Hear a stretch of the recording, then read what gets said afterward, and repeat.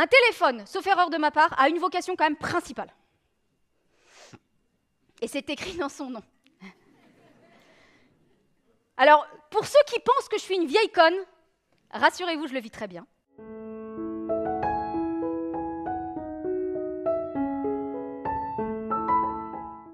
Vous avez testé le casque à réalité virtuelle ou pas? Oui, c'est assez terrifiant. Ouais. C'est assez terrifiant. Il y en a un, je ne l'ai pas fait, mais mon affichiste légendaire, qui est le plus grand affichiste en France, c'est Laurent Lufroy, a testé un casque virtuel il y a quelques années. Il m'a raconté que ils sont dans une pièce, ils mettent le casque virtuel, et puis ils vont se promener, et à la fin, il y a un type qui vous braque avec un flingue, et 9,5 personnes sur 10 se mettent à genoux.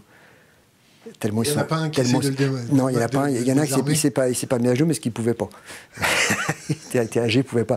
Mais c'est fou quand même. Et on a été reçus au GIGN. C'est toujours des gens que j'admire, ces mecs-là, donc ils nous ont invités. J'ai un tout petit gamin qui est très rigolo, qui a 9 ans, etc. Et tout. Puis alors, on voit, il y a une barrière au sol, comme ça, il y a une petite poutre sur le sol, et on leur met un casque virtuel, et on leur dit, vous allez marcher dessus avec le casque virtuel.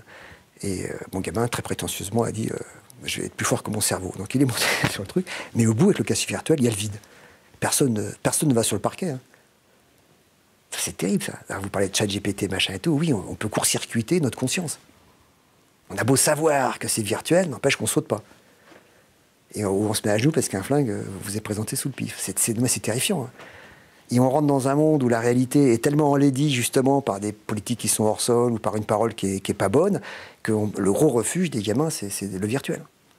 Et moi aussi, d'ailleurs, hein, moi, à leur âge, je me remets dans les cinoches parce que je préférais le virtuel à la réalité. Donc aujourd'hui, le virtuel ou l'archaïsme? Bah, c'est pas l'archaïsme, il y a des gens qui drapent notre réalité d'une laideur. Et la consommation est une laideur, la publicité est une laideur, le discours politique tel qu'il est pratiqué est une laideur. Et on finit par voir que ça. Alors le gamin, boum, il se réfugie dans le virtuel, comme moi je me réfugie dans les bouquins, dans les films. Je vois 2 films par jour, moi. Je rêve dans les films, je m'évade dans les films, je vis dans les films. J'existe dans le quotidien. Vraie nuance. Écoutez, il va falloir être un peu sérieux avec ce qui fait sens. Voilà.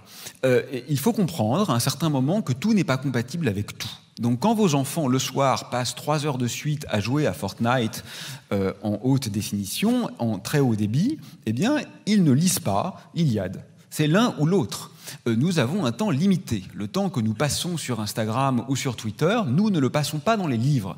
Et de la même manière, l'attrait que nous pouvons développer pour un certain nombre de jouissances essentiellement artificielles ou artefactuelles est un pouvoir d'émerveillement que nous ne développons plus par rapport à un autre réel. Pour être très concret, nos enfants, et nous-mêmes, hein, pour être honnête, savent reconnaître à l'oreille les sons Snap, WhatsApp, Facebook, Twitter, etc. Mais ils ne savent pas reconnaître les 3 chants d'oiseaux que nous entendons encore dans les villes. Bon, rassurez-vous, hein, nous avons perdu 400 millions d'oiseaux en Europe, vraisemblablement 1 milliard aux États-Unis, donc bientôt on n'entendra plus ces chants d'oiseaux et la question ne se posera plus. Mais enfin, aujourd'hui, c'est pratiquement le seul son non humain qu'on peut encore entendre en ville. Personne parmi les jeunes ne sait reconnaître les 3 chants d'oiseaux les plus banals. Et donc, ce qui doit être posé sur la table aujourd'hui, c'est simplement la question du choix. Voilà. Qu'est-ce qui fait sens? Qu'est-ce que l'on souhaite valoriser? Et qu'est-ce qui nous rend désirable, finalement?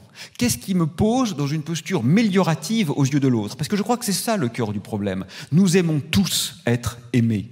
Qu'est-ce qui me rend aimable, finalement? De pouvoir effectivement poster des voyages, des images de mon dernier week-end passé aux Bahamas, virtuel, hein, je ne l'ai pas fait, ou est-ce que c'est au contraire inviter à un peu d'émerveillement face à cette, on pourrait appeler ça, cette étrange banalité que nous avons perdu de vue? Je crois qu'il va falloir oser poser les vraies questions axiologiques, c'est-à-dire relatives aux valeurs. Donc si vous êtes en fait pour la vie, vous êtes contre la croissance, c'est problématique en termes de mots. Et c'est exactement la même chose avec le progrès. Moi, on m'a demandé très souvent, et pourquoi les écolos sont anti-progrès? Bon, ma seule réponse est effectivement avoir supplanté les réseaux sociaux aux livres est-il un progrès? C'est uniquement ça la question. Ce n'est pas un progrès, c'est une addiction en réalité, dont nous tous avons fait les frais d'une manière ou d'une autre. Donc l'enjeu aujourd'hui, c'est pas de s'opposer au progrès. Moi, je suis chercheur en astrophysique et je suis ravi qu'on comprenne des choses sur les trous noirs. Je suis ravi que les médecins apprennent à nous soigner. Je suis ravi que les biologistes découvrent des relations commensalistes insoupçonnées, y compris même, je l'ai lu récemment, entre les arbres. C'est merveilleux, le progrès de la connaissance. C'est merveilleux de décupler nos interactions et nos moyens d'aimer. Simplement, il y a une sorte de drogue assez claire qu'on appelle, je sais pas, fascination technologique, qui aujourd'hui est perdant-perdant. C'est-à-dire que intrinsèquement, elle nous abrutit et indirectement, elle contribue de façon majeure à l'affaissement de la vie sur Terre. Voilà ce qu'il faut regarder en face. Mais quelque part, ça signifie qu'il faut engager une mutation de nos valeurs, quelque part. Ça pose vraiment la question des valeurs, de l'éventail des valeurs à partir desquelles nous déterminons ce qui est progrès ou ce qui ne l'est pas. C'est exactement cela. Moi, je crois que l'enjeu majeur aujourd'hui, il est axiologique et symbolique. Parce que, finalement, écoutez, pourquoi est-ce qu'on veut une voiture de sport? Pourquoi est-ce qu'on veut le téléphone portable dernier cri? Pourquoi est-ce qu'on veut ça, en fait? C'est pas pour ce que nous apporte, parce que, en fait, on sait tous que ça nous apporte absolument rien. C'est une manière d'acheter le regard de l'autre. C'est une manière de se rendre désirable. Et donc, si le désir change de camp, si aujourd'hui, on le dit, franchement, ça fait plouc. Vous vous faites photographier en jet ski pendant vos vacances. C'est plouc. C'est juste ridicule. Si on comprend que ça devient un marqueur de délinquance environnementale, si ça devient un marqueur d'incompréhension du monde dans lequel nous sommes, si ça devient un marqueur d'égocentrisme à un point qui est un peu grave quand même, hein, parce que je rappelle 800 000 morts par an en Europe dues à la pollution. C'est pas simplement pas sympa, c'est grave, d'autant plus grave bien sûr quand on a des responsabilités. Si tout cela apparaît, alors je crois que la mutation sous-jacente devrait se faire naturellement. Parmi les 7 types de déchets qui existent dans le monde et qui sont reconnus à l'international, il y a un segment de déchets qui évolue beaucoup plus vite que les autres à une vitesse exponentielle, vous l'avez vu tout à l'heure, c'est les D3E. Et à l'intérieur de ça, on a un très gros problème avec le numérique. En l'occurrence, cette question du numérique, elle est extrêmement importante. Systex appelle là. Il faut dénumériser la société. Et quand on dit dénumériser, c'est pas juste moins utiliser son téléphone. Ça, sinon, j'aurais dit qu'il fallait avoir, je sais pas moi, du numérique responsable ou je sais pas quoi. Parce que j'ai dit, faut dénumériser. Faut enlever l'électronisation. Enfin, en fait, actuellement, on a une électronisation jusqu'au frigo. Vous avez remarqué que vous pouvez parler à vos frigos maintenant. Je sais pas bien pourquoi ça se fait. Parler à votre femme ou à votre mari plutôt que de parler à votre frigo. C'est quelle idée saugrenue. On peut parler à son frigo, on peut parler à une Google machin qui vous explique, qui fait les choses à votre place. Vous n'êtes incapable de trouver quoi que ce soit sans avoir un téléphone dans la main, parce que c'est lui qui vous dit où aller et quand faire pipi, limite. On est quasiment à ça, hein, pour certaines personnes. En l'occurrence, quand je vous parle de ça, c'est pas juste parce que j'ai envie de dire, bah, c'est pas bien d'utiliser beaucoup de numérique, c'est parce que derrière, les réalités, elles sont catastrophiques sur les D3E. C'est l'enfer, les D3E. On ne sait même pas, pour la plupart, on ne sait pas les recycler. Vous savez ce qu'on fait? On les met en décharge. Et si on peut et qu'on a de la chance, on arrivera à les exporter illégalement. Allez voir au Ghana ce qui est en train de se passer, quoi. Allez voir même les recycleurs chez vous, en Suisse. Demandez-leur quelles sont leurs réalités, ce qu'ils arrivent à recycler, ce qu'ils n'arrivent pas à recycler, ce qu'ils jettent. Vous pouvez aller visiter les usines de recyclage.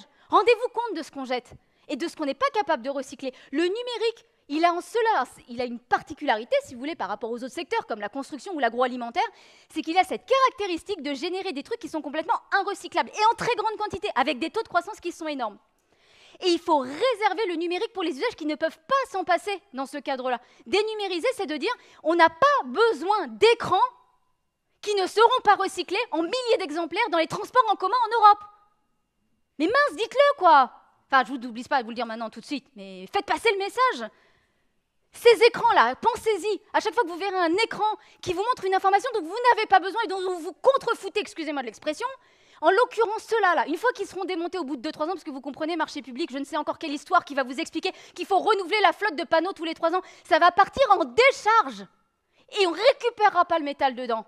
Ça veut dire qu'il faut que vous assumiez collectivement qu'on crée des écrans en grande quantité qui ne servent à rien pour être jetés. Vous assumez, vous ? Moi, j'assume pas, je vous le dis. C'est pour ça que dans le métro, je suis toujours comme ça, je veux pas avoir les écrans. Parce que j'assume pas du tout. Je suis très très mal à l'aise. Et puis il faut arrêter les idées amélioratives contre le numérique, quoi. Mais qu'est-ce que j'entends comme bêtises?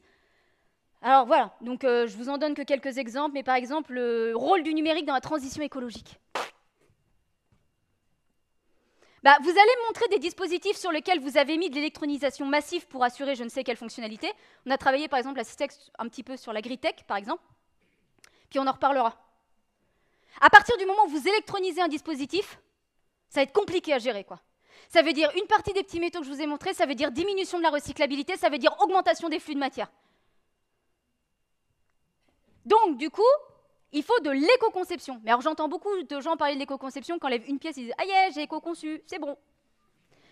Alors, c'est pour ça qu'il faut parler plutôt d'innovation frugale. Et il y a 4 enjeux pour nous. C'est développer des conceptions véritablement sobres. Aujourd'hui, il n'y a pas de conception sobre. C'est-à-dire que même sur les téléphones qui sont censés être sobres, on arrive à mettre en plus des des softwares qui pompent au maximum toute l'énergie que vous avez sur votre téléphone et qui, du coup, vont réduire drastiquement l'autonomie ou les capacités de votre dispositif. Donc, quand je vous dis faire vraiment du low-tech, là, c'est un téléphone, sauf erreur de ma part, a une vocation quand même principale. Et c'est écrit dans son nom. Alors, pour ceux qui pensent que je suis une vieille conne, rassurez-vous, je le vis très bien. Mais par contre, dites-vous qu'à chaque fois que vous ajoutez soit une fonctionnalité, soit un saut de performance, c'est tout ça qui est derrière.